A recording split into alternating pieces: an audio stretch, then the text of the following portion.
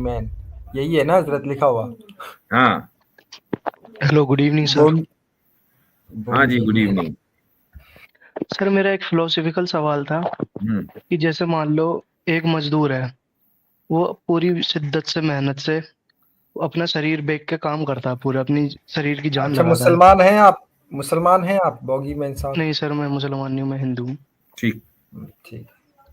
और सर ऐसी कोई क्या नाम है लड़की है जो कॉल गर्ल है, वो भी तो अपना शरीर बेच के काम करती है, तो उसे बुरा उस चीज को गलत क्यों मान जाता है, और वो जो मजदूर है उसको सही क्यों माना जाता है?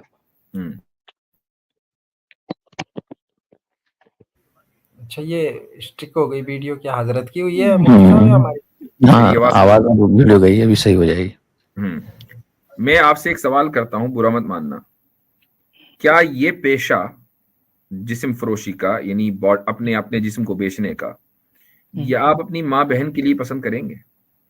सर मैं बिल्कुल पसंद नहीं करूंगा, लेकिन जैसे मेरे पापा हैं, फादर है, वो कोई अब अच्छा काम कर रहा है, अगर वो मजदूरी करे तो मैं वो भी पसंद नहीं करूंगा। और जैसे मान लीजिए जिस्म फरोशी जो औरतें करती हैं, तो उनका भी तो परिवार होता है, उनके बच्चे होते हैं, वो तो एक्सेप्ट करते हैं ये चीज। और जैसे मान लीजिए और एक चीज और, जैसे कोई बंदा बोलता है मजबूरी में करना पड़ता है, तो मजदूरी भी तो मजबूरी में करनी पड़ती है। कौन मजदूरी करना चाहेगा अगर उसके पास पैसे नहीं हो तो?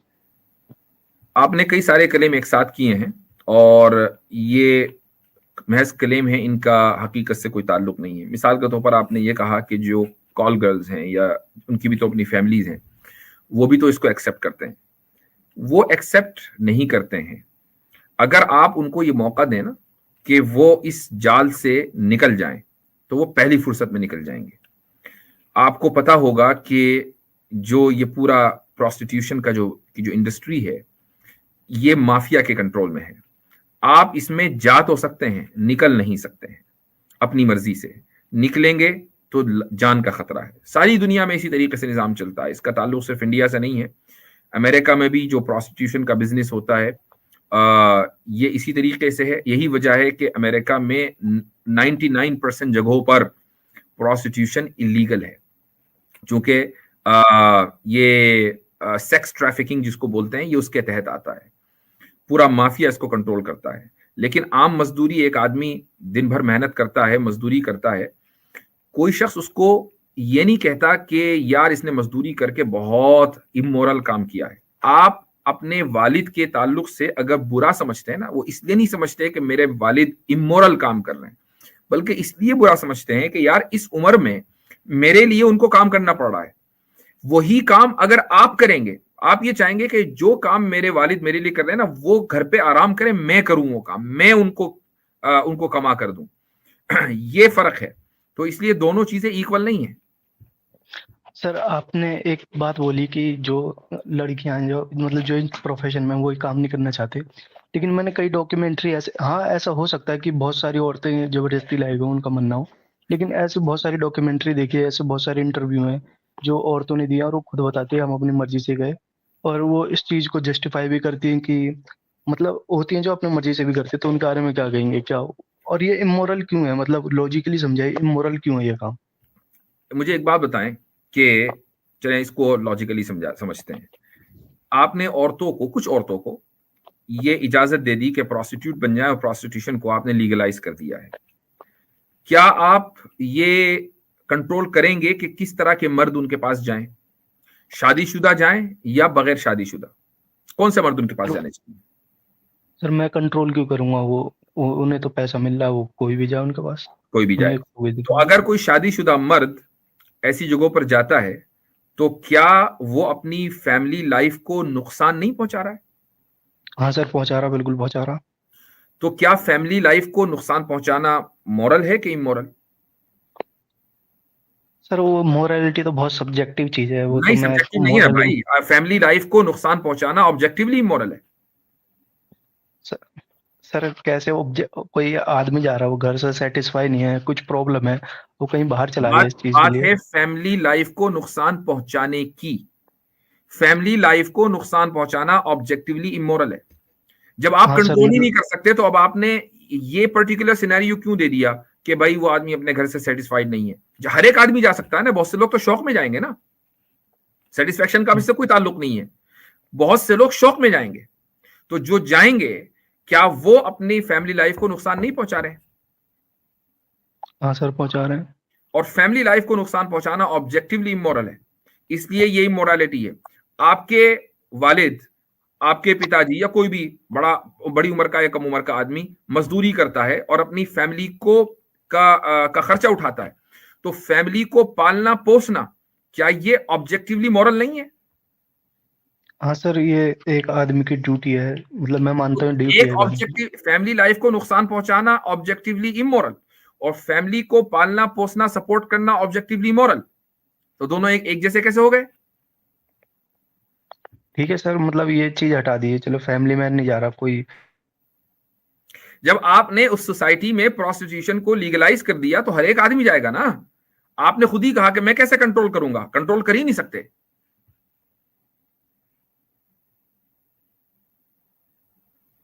म्यूट पर हैं आप।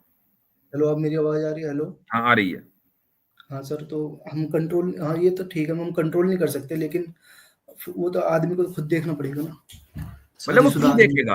एक चीज हर जगह अवेलेबल है, कुछ पैसे देकर अवेलेबल है, तो वो नहीं देखना चाह रहा अपनी फैमिली को, वो देखना चाह रहा भाई ठीक है वन नाइट स्टैंड है, कोई बात नहीं। अरे बहुत ज्यादा क्लियर ये है कि अगर ये लीगलाइज भी कर देना तब भी वो इमोरली रहने वाली, मोरल नहीं होने वाली है। जैसे कि उन्होंने हजरत शुरू में इन्होंने आंसर खुद दे दिया कि मैं पसंद नहीं करूंगा अपनी वालिदा और अपनी सिस्टर के बारे में। तो मेरे प्यारे भाई, हर आदमी अपनी बहन और अपनी माँ के बारे में नहीं पसंद करेगा, चाहे वो खुद पसंद करे कि मैं चाहूँ। इसका आंसर दीजिए आप।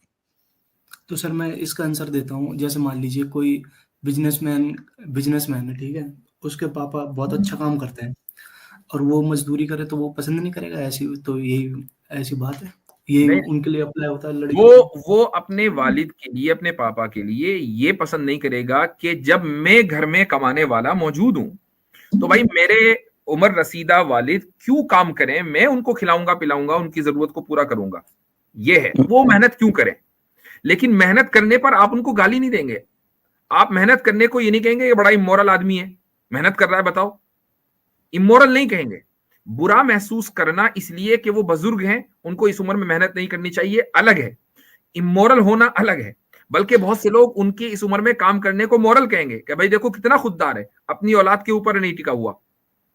लेकिन क्या यही बात आप अपनी माँ बहन के लिए, अगर वो जिस्म फरोशी में मुब्तला हो जाएं, तसव्वुर करेंगे?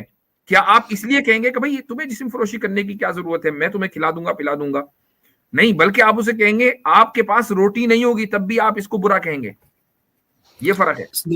अच्छा हजरत, इसमें एक चीज भी तो हो रहा है, देखिए बोगीमैन साहब, एक चीज भी तो हो रहा है इसमें। अगर जिस्म फरोशी में मेहनत है, मजदूरी में मेहनत है, तो चोरी में भी तो मेहनत है। सही बात है। तो सर चोरी तो सर दूसरों का राइट का वायलेशन हो गया ना, दूसरों को। अरे भाई, किसी के पति को जिस्म फरोशी में किसी का घर उजाड़ना, क्या ये दूसरे के राइट का वायलेशन नहीं, संसार को उजाड़ने के बराबर नहीं है? सही। तो ये दूसरों के राइट का वायलेशन है।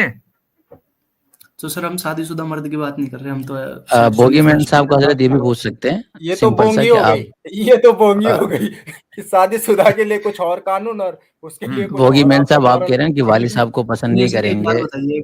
सर एक मेरा सवाल है आपसे, मुफ्ती अब्दुल्ला साहब मेरा सवाल सुन लीजिए आप। बोगीमैन साहब, आप ये कह रहे हैं कि वालिद साहब मतलब अपने फादर के लिए आप पसंद नहीं करेंगे मेहनत करना, तो आप क्या चाहेंगे? खुद करना चाहेंगे ना, यानी वालिद साहब का बोझ उतार कर खुद ये चाहेंगे कि मैं उनके लिए एक अच्छा सा जिम्मेदार बन जाऊं, जिम्मेदार नहीं बल्कि उनके लिए एक सहारा बन जाऊं, यही चाहेंगे? उनकी जगह मैं ले लूं? जी यही चाहेंगे। तो अब ये सिनेरियो जरा वो वाले मिसाल को लेते हैं जो आपने पहली दी, कि मान लीजिए कि किसी की बहन जा रही है, तो क्या उसका भाई ये बोल सकता है कि तू मत जा, मैं जाता हूँ तेरी जगह? नहीं बोल सकता वो। फिर क्यों नहीं बोल सकता? चले जाना चाहिए ना उसको अपनी बहन का सहारा बनने के लिए, जैसे बाप का सहारा बना। सर मेरी बात सुनिए, जो इस बिजनेस में पहले अरे मतलब ये चीज बताइए ना, ये चीज बुरी लगी ना? सही नहीं है ना ये चीज? सवाल को डॉच ना करें भाई। ठीक है, मुझे बुरी लग रही है, मैं सोच भी नहीं सकता, लेकिन क्यों बुरी लग रही है? इमोरल है इसलिए बुरी लग रही है। जवाब तो आपके पास पहले से मौजूद है मेरे भाई, जवाब तो मालूम है आपको। इमोरल है ना, नहीं पसंद कर रहे ना आप जाना, जबकि आप अपने बाप को सीना तान के बोल सकते हैं कि मैं आपकी जगह जाऊंगा और पूरी दुनिया आपको सलाम भी करेगी, कैसा बेटा है, सुभान अल्लाह। लेकिन वही काम अगर अपनी बहन की जगह जाएंगे आप, तो शादी भी नहीं होगी, दूसरी औरत बोलेगी भाई क्या कर रहा है ये। एक बात तो सुनिए सर, जैसे कि सार्थक गोस्वामी, उनकी हम जैसे डॉक्यूमेंट्री देखते हैं तो उसमें जो ऐसे वर्कर्स होते हैं उनके भी तो बच्चे होते हैं, उनको भी तो पता होता है वो, तो वो उनको तो बुरा नहीं लगता, वो तो अगर मतलब किसी मुंह से सिस्टम देख रहे हैं के इस चीज फेल को। होने की वजह से कुछ औरतें प्रोस्टिट्यूट बन गई हैं, चूंकि सिस्टम ने उनको प्रोस्टिट्यूट बनने पर मजबूर कर दिया है, वरना वो खाएंगी नहीं, कमाएंगी नहीं, तो इसका मतलब ये नहीं कि प्रोस्टिट्यूशन बहुत अच्छी चीज है।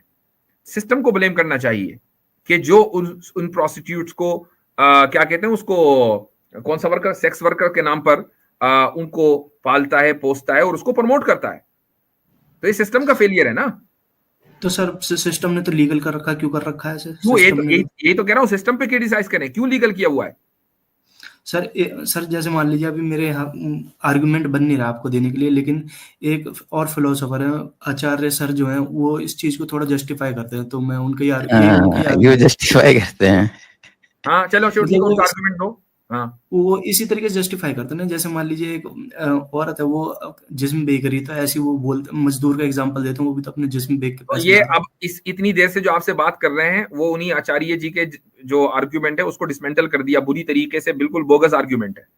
बजाय इसके कि आप उन तमाम दुनिया की गवर्नमेंट्स को क्रिटिसाइज करें कि जो प्रोस्टिट्यूशन को जिन्होंने लीगलाइज किया हुआ है, ये ह्यूमन राइट्स का वायलेशन है कि एक इंसान, एक है कि अच्छा मैं एक चीज आपको बताता हूं कि जो औरत मान लीजिए इसी तरीके से अपना घर चलाती है, इसी तरीके से, उनमें से कुछ औरतों का आपने इंटरव्यू देख लिया होगा कि हाँ हाँ ये बहुत अच्छा काम है, लेकिन वो इस काम में बिल्कुल आखिर में जाती हैं जब कोई ऑप्शन उनके पास नहीं बचता कि अब हम खा ही नहीं सकते, अगर हम खाएंगे नहीं तो मर जाएंगे। उस मौके पर उनकी जिंदगी का यह आखिरी फैसला होता है कि अब हमारे पास जिस्म बेचने के अलावा कोई दूसरा ऑप्शन नहीं है।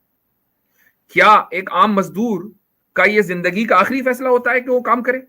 बल्कि पहला फैसला होता है कि भाई अब मैं बड़ा हो गया, मुझे काम करना है, वरना फिर हर औरत प्रोस्टिट्यूट होती, जिस तरह हर इंसान मजदूरी मेहनत करता है।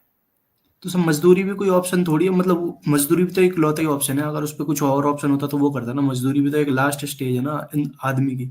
मेहनत ऐसी करना प्राइड के साथ कि हाँ जी अब मैं प्राउड फील करता हूं मेहनत करने में, और एक औरत मजबूरी में के मुंह छुपाकर, सर छुपाकर वो ये काम करती है, दोनों में जमीन आसमान का फर्क है। तो वो उस आचार्य के मुंह पर इस आर्गुमेंट को मारे, कहें तू सिस्टम के ऊपर क्रिटिसाइज कर कि जिसने औरतों को प्रोस्टिट्यूट बनने के ऊपर मजबूर कर दिया है। चलें। तो अच्छा ये बोगीमैन साहब, तो फिर जो ये मतलब धर्मशास्त्रों में लिखा गया है कि जो वैश्यवृत्ति करता है उसके साथ उसको मार दो, उसको ये सजा दो, तो आप धर्मशास्त्रों के साथ नहीं है खड़े फिर इस मामले में? सर मैं तो एग्नोस्टिक हूँ, मैं इतना धर्म में मानता नहीं हूँ अभी थोड़ा देर पहले क्या बोला था आपने? नहीं, मैं क्या हूँ? आइडेंटिफाई अपना मतलब हिंदू फैमिली में पैदा हुआ, तो मैं हिंदू ही बोलता हूँ अपने आप को, बाकी मैं एग्नोस्टिक हूँ, मैं इन चीजों को मतलब मैं इतना मानता नहीं धर्म में। चलिए ठीक है, फिर इजाजत लेते हैं आपसे। Thank you sir. तो चलें जी, आज तो कमाल ही हो गया, प्रोस्टिट्यूशन के ऊपर भी लोग बहस करने के लिए आ गए कि ये भी ठीक ही है। तो चलें, आज के लिए इतना ही इंशाल्लाह। जज़ाकुमुल्लाह खैरन। अगले हफ्ते शायद मुश्किल हो, लेकिन फिर भी कोशिश करेंगे इंशाअल्लाह ताला। ठीक है, अस्सलामु अलैकुम व रहमतुल्लाहि। ना नहीं सुनना चाहते हजरत हम। अस्सलामु अलैकुम।